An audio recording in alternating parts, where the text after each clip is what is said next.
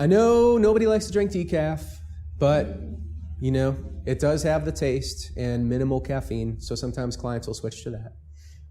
Any other reflections on the caffeine piece, caffeine anxiety piece? Starbucks right here, folks. Help yourselves. Yep. I put a little dash in my tea to keep me going this afternoon through the cold and cough. All right. Excuse me. All right, so that's some just basic breathing exercises. That's how we get at the reptilian and mammalian brains. Okay? Mindfulness, big word in the counseling field the last few decades. What does mindfulness mean? This is my definition. Mindfulness means getting curious. What's happening? I don't know how many times clients have told me, I feel anxious, I'm at a 6 out of 10, and I go, how do you know? And they say, I don't know. Well, where do you feel it in your body? I don't know. Okay, let's check out your chest region and see what you notice. How's your heartbeat doing? Well, my heart's beating a little fast. Okay, that's mindfulness, okay? What do I notice is happening in my experience? Okay? Excuse me. I don't sit on a cushion and meditate. It's not part of my spiritual practice, but I feel like mindfulness is something that is super useful that we can incorporate in our daily lives, incorporate in our sessions to support our clients. How do we encourage mindfulness? By being mindful ourselves. I think that doing counseling sessions with people is one of the greatest practices of mindfulness because we're trying to give our constant, steady, respectful, empathic attention to someone for 50 minutes, more or less depending on how you all roll in your practice. That's a long time to pay attention to somebody. And I don't know about y'all, but I practice noticing when my attention starts to drift and bring it back. Okay? So I feel like we can be most supportive to our clients in mindfulness practice and in helping them feel present and grounded in their bodies by practicing this ourselves, right? Being as fully present in the room as possible. Having our own practice. Okay?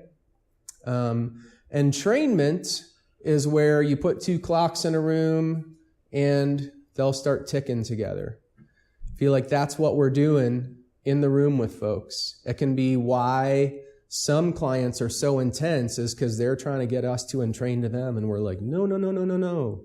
This works the other way around. Let me ground myself. Let me sink even deeper into my shoes so I can be here with you and help you entrain to this culture that I'm trying to create in the room. Okay? Mindfulness, in my opinion, is about the function of our attention. Our attention is a thing. Right now, your attention's mostly on my words, sometimes over here, sometimes on what you're doing on Friday night. So, but it is a thing. It's a locus. You know, if we didn't have our attention as a window, we would be overwhelmed, as some folks on the spectrum are, by sensation and perception, because there's a lot happening around us. Okay? So mindfulness is attentional autonomy. Where am I directing my attention? Whatever I give my attention to, I get more of. If I put my attention on TV, I get more of that. If I put my attention on self-critical thoughts, I get more of that. If I put my attention on calm breathing, I get more of that. If I put my attention on my garden, I get more of that. Okay? So, part of my approach is to help clients start to have some autonomy over where their attention is going.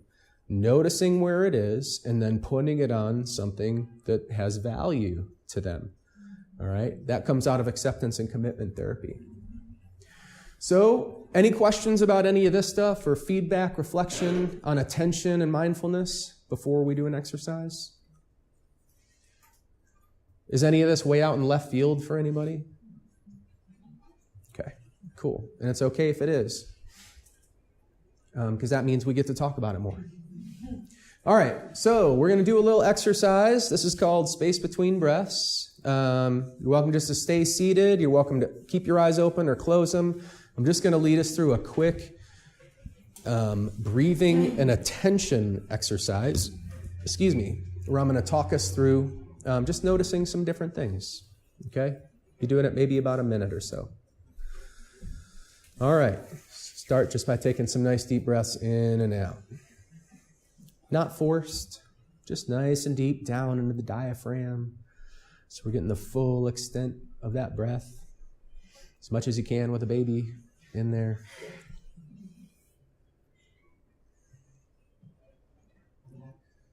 And I want to invite you to notice your feet in your shoes. Do they feel warm, cool? Shoes tight or loose, just right? What textures are there in your shoes?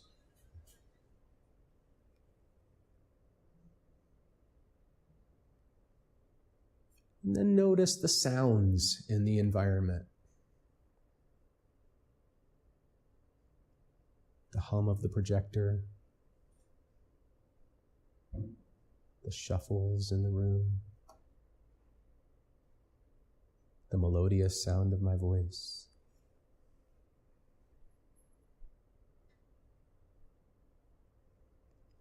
And then notice there's a slight coolness of breath on the inhale and maybe a vague warmth on the exhale.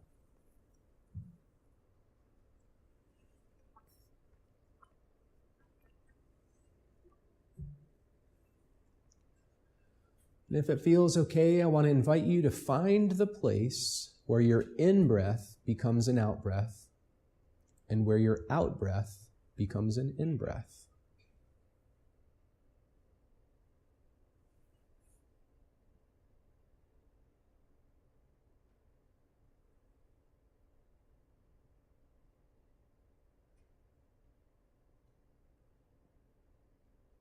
And notice how unless we pause or jerk from breath to breath, it's kind of hard to say exactly where one ends and the next begins.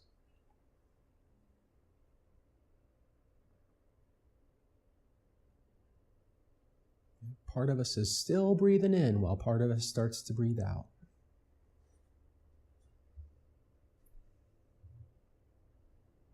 And if you get distracted, just bring your attention back to looking for that place between breaths. If you're a visual person, you can see it in your mind's eye as the top and bottom of a circle, one breath transitioning to the next.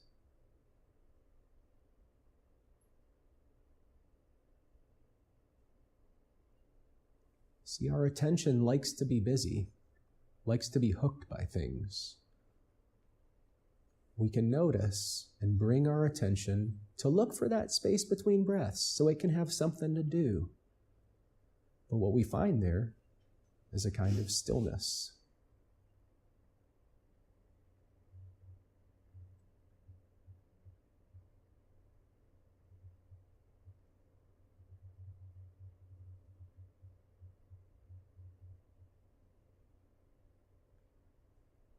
And notice the sounds in the room.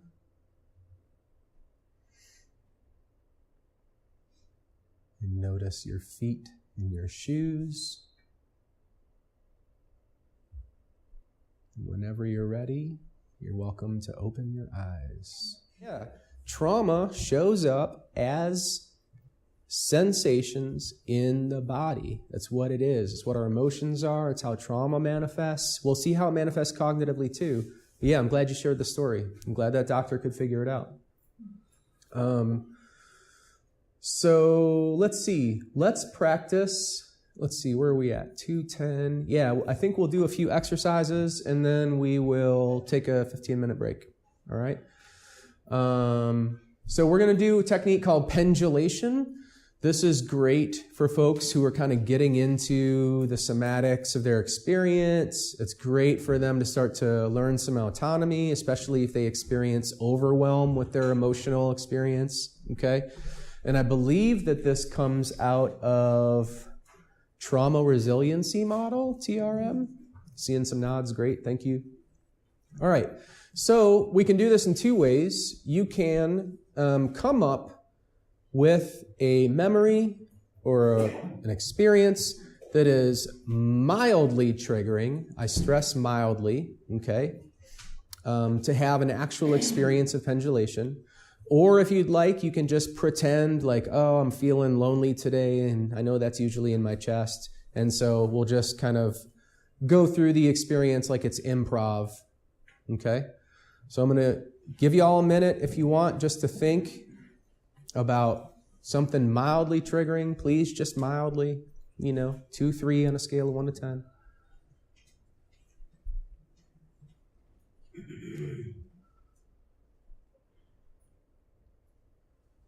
Notice where that is in your body.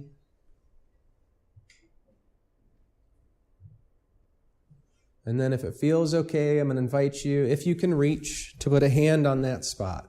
And if we're just making something up, you can just put a hand somewhere on your body, your chest, your head. Okay. So this is pendulation, okay? Take some breaths. Notice that gentle pressure of your hand. Notice if your hand feels warm or cool. If you can feel it move when you breathe, just feel it move in and out, up and down. Then let's go inside to that sensation, and let's notice just one thing. How big is it? How big is the sensation? Golf ball, watermelon, pyramid. Then come on back to your hand, okay? Notice if it's any warmer or any cooler. Notice that gentle, comforting pressure for a few breaths. Then back inside to that uncomfortable sensation and notice, what are the textures? Is it electric, achy, sharp, dull? Just notice the textures. And then come on back to your hand. Notice if it's any warmer or cooler. Notice where your thumb is. And then back inside to that sensation. If we were going to scale it 1 to 10, where 1 is, I barely feel it, and 10 is, this is the worst I've ever felt something in my life. Where about is it right now? 1 to 10.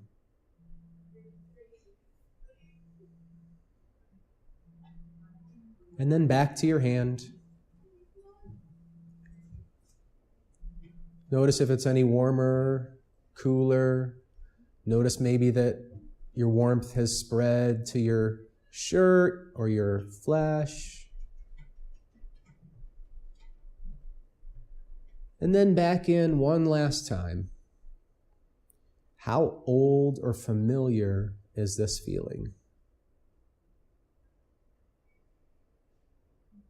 Notice what that stirs up. If it's more emotions or memory, just notice. And then come on back to your hand. Notice the warmth and weight. Notice if it's moving as you breathe in and out. And now, if it feels okay, I want to invite you to hold in your attention your hand and the sensation, kind of like you're petting a kitty or putting your hand on a puppy. And in your inside voice or your out loud voice, to say to this sensation, I see you. And I'm here with you.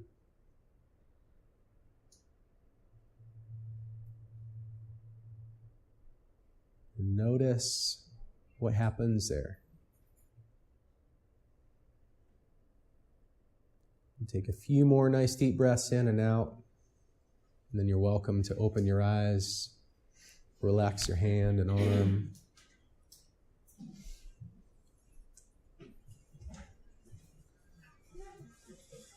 So I'll ask for feedback in just a minute. I want to frame out what we're doing, okay? Generally, people don't feel their emotions because it's too intense and overwhelming for them, all right? Or they suffer from emotional dysregulation and their emotions are super overwhelming and big. So this is one way to kind of dip our toe in the feeling, come back out. Dip our toe in the feeling, come back out, okay? We're locating it in the body. We're putting a hand on. And notice, I never said your anxiety, your depression. I described it as an uncomfortable sensation. That's what it is. It's an uncomfortable sensation in the body. Okay? So we put our hand on, and we brought our attention into the sensation just for a few breaths and noticed one thing about it. How big is it? Then back out to the hand. Okay? That's the dipping the toe in the feeling and then coming back out to something that's comforting and grounding. Dipping the toe in the feeling, coming back out to the hand. Okay? So we're giving this sensation some attention and we're exploring it and becoming mindful of it in a way that doesn't feel like, ah! Okay? And then at the very end, that's my own adaptation, because it is my experience that people experience their emotions as enemies, but really they're us. They're parts of us. And so if we can connect with them and form a different kind of relationship with them, I see you. I'm here with you. As opposed to, no, get out of here. No, I don't want to feel you. No. Right? I see you and I'm here with you. I can't tell you how many times the next thing is tears in the office. Right? Because here's this thing they've been fighting with their whole life. And now they're in relationship with it in a way that doesn't feel overwhelming, actually feels connective. Okay? So that's pendulation. What do you do with cerebral, perfectionistic clients who just want to get it right? It's very specific. Yeah, I mean, sure, absolutely. Yeah, they want to perform and give the answer. I don't know if I have a good answer for that. Yeah, most often I would say I experience people as having a genuine experience with it, or they can't feel anything, and so we have some different exercises to do. For folks who really want to get it right, I think I tend to encourage that they're trying and they're, let's develop these skills. Yeah, do you do a preface of like a little bit of psychoed for those folks who tend to want to know kind of what I do. What's going on? Yeah, sometimes I'll ask, would you like to know step by step what we're going to do during this exercise, or do you want to just go into it? I'll offer that as sort of an informed consent piece. Yeah, and then there are folks who want to know exactly what we're going to be doing. Yeah. Pendulation is definitely like a few sessions in, once we've established some other skills. So this isn't something I would do with someone right away unless they're presenting with a lot of therapy they've already done and familiarity with their process, etc. Okay, let's see, 2:20. What time are we ending? 4:15?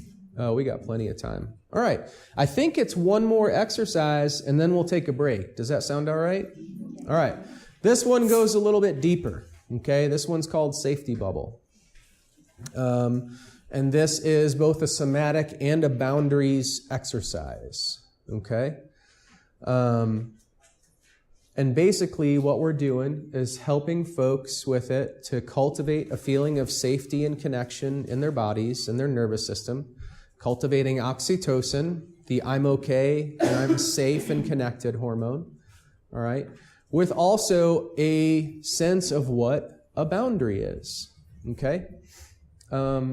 Whether or not we want to believe that there is some like actual energetic space layer around us that has a tangible existence, or that this is just a visualization.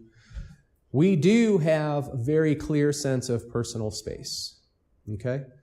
Can I invade your personal space just for a minute to demonstrate? How does this feel? Uncomfortable. Uncomfortable, right, okay? I was inside of her bubble, right? Thank you. With this exercise, if folks are able to feel stuff whole body, if they're at that level, this is like a mid-level technique I use with folks, they find it to be super effective to cultivate a feeling of being safe in the world, which survivors generally don't have. I've had folks who are like too overwhelmed with social anxiety to go to the grocery store. We practice safety bubble. They get good at it. They go to the grocery store, no problem. Got my bubble around me. Yep, super effective. So what we're going to do, if y'all are willing, this exercise is going to take about 5-10 minutes, and you will need to think on a person, a pet, or a place where you feel safe and connected. Okay? So give you a minute to think about it. Usually better if it's not like a dead pet, so instead of safe, you're like, oh, fluffy, oh, you know. Same thing with a relative. If it's a relative that's passed, we don't want to access grief for this. We want to access a feeling of safety and connection. Okay, so person, pet, or place where you feel connected. What we're going to do is we're going to go in the same way we did with space between breaths. And then I'm going to ask you to visualize this person, place, or pet. We're going to, see it or them. We're going to smell it or them. Hear, feel, if they're cuddled up next to you or you're like relaxing against the bark of a tree or on the sand or whatever, okay? We're going to try to engage all the senses. I know it can be a little difficult in a room full of people. We'll just try. All right. What most folks report once we get in there is they start to respond in their body to this image or this person, pet, or place, okay? So there's a way in which our body responds as if it's real. We're going to notice where that response is, and we're going to breathe that feeling. Most people describe like a warmth or a tingle. We're going to breathe that full body out into an imaginary bubble around us. Okay? Any questions about the process? All right, and then we'll take a break after we talk a little bit about it. All right, safety bubble. Here we go. Take some nice deep breaths in and out. You're welcome to keep your eyes open or close them, whatever is most comfortable. Well, let's start just by noticing your feet again. Notice textures and sensations.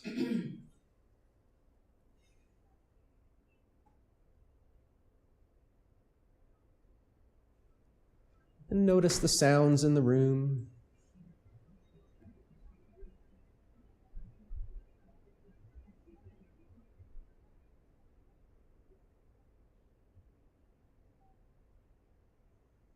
And find that space between breaths.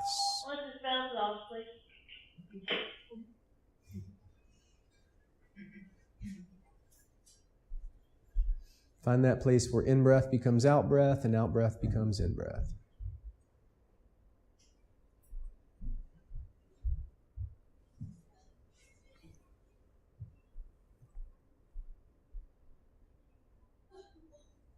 And if it feels okay, I want to invite you to start to bring in that person, place, or pet. See the colors of the light.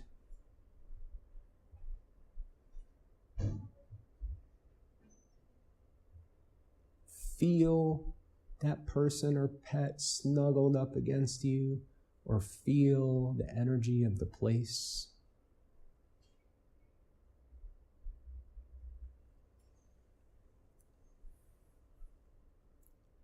hear the sounds in that place or of that person or pet's voice, or happy murmurings or purring.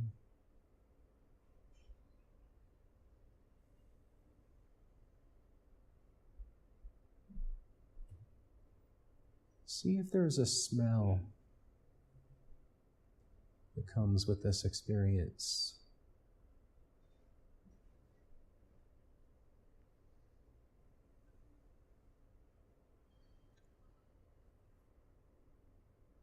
Just allow yourself to connect the feeling of safety and trust.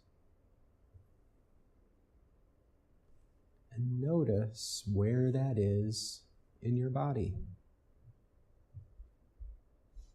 This feeling of connection. Might be a warmth or a tingle. Might be part of you relaxing. Just notice where that is, even if it's just a glimmer. And take some breaths right into that sensation.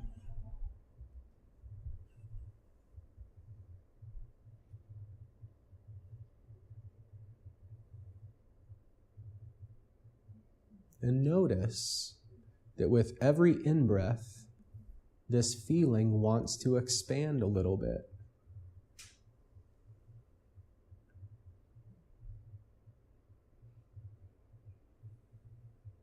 It's not something we have to push or force. This feeling just wants to grow.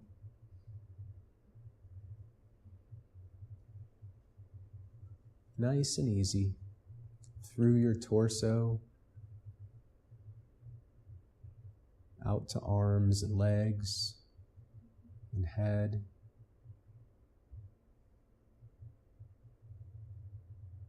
Just with every in-breath, feeling it spread, and that safety and connection. You might even see it in your mind's eye as a color or colors slowly spreading through your whole body.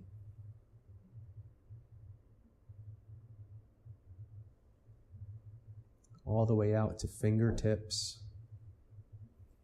toes, ears and nose.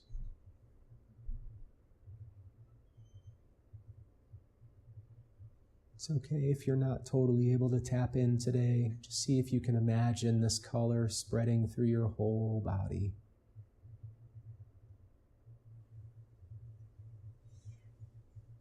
And take your time, and once you get there to your whole body being full of this feeling, just take a few nice deep breaths into it. Notice how good it feels. Just to feel relaxed and safe with your person, pet, or place.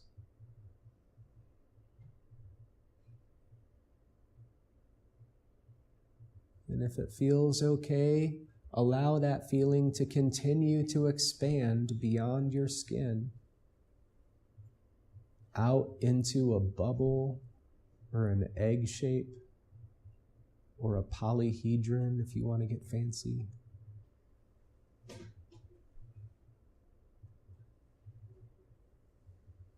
You can see it in your mind's eye as a color or colors. Notice what feels like a comfortable distance. A few inches, a few feet. And notice that this bubble is full of this safe, relaxing feeling. It's like floating in a bath.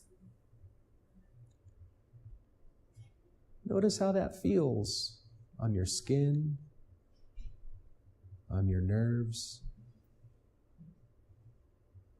on your muscles and bones. And notice the edge of this bubble or shape. Notice if it's diffuse or has a distinctive edge.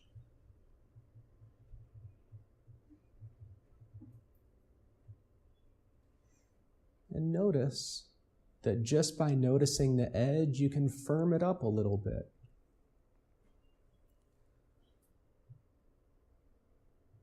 so it has a certain thickness or density to it.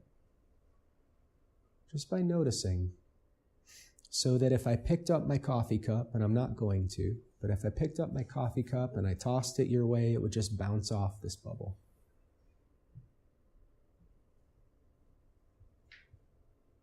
And notice you feel relaxed, heart open, and still have a boundary. Boundaries don't disconnect us from one another. Boundaries keep us safe. And you can still have an open heart and warmth and generosity from inside this bubble. So take a few more nice deep breaths in and out, just noticing how good it feels to sit in this bath of warmth and safety. And whenever you're ready, you're welcome to open your eyes. So a few experiences with this. Sometimes folks struggle with it, and so it's back to some of the earlier exercises, just getting people a little more in touch with their bodies. Sometimes they're not able to expand the safety all the way to their whole body, so we just focus on how good it feels in that one spot they are able to feel it. As far as the boundary itself, there are a few things that are telling, I feel, whether we look at it as metaphorical or there's actually this energy thing happening. Some folks, their boundaries right in here. And so we can encourage them to kind of like, what's it feel like to let it out just a little bit and to own a little bit more space. Some folks, that edge is really cloudy and diffuse, and they're not sure what's them and what's other people. And so encouraging them to define the edge of that boundary, to really feel it, is to start to create some of those boundaries between people and cut down on some codependence, some merging that we do with each other. Let me make one more point and then don't let me forget. I had one client, we're doing this exercise. I'm like, what's a comfortable space for the bubble? How big is it? She's like, out to the horizon! And I was like, okay, all right. Let's practice, just for giggles, drawing it in and just seeing what it feels like to have your space right here instead of with everybody in the whole world. Right? This is someone with sexual compulsion, poor boundaries, etc.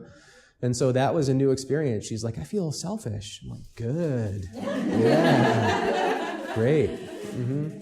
So it's telling, as a metaphor, what's going on for folks and helping them to make adjustments on this metaphorical or energetic layer can then also help them to navigate the world differently. So yeah, boundaries are not a wall between us. They're a way to just keep us safe. And we can have this open heart in our healthy boundaries. I can love someone and have my bubble around me and not let in, some crappy thing that they're saying. In session, I'll use a pillow. I'll say, if I picked up this pillow, and I'm not going to, because I don't want people to feel nervous, I'm not going to, but if I did, and I just tossed it at you, it would just bounce off. Great, I'm glad that. Okay, it is 2:20. I think we're going to take a 15-minute break.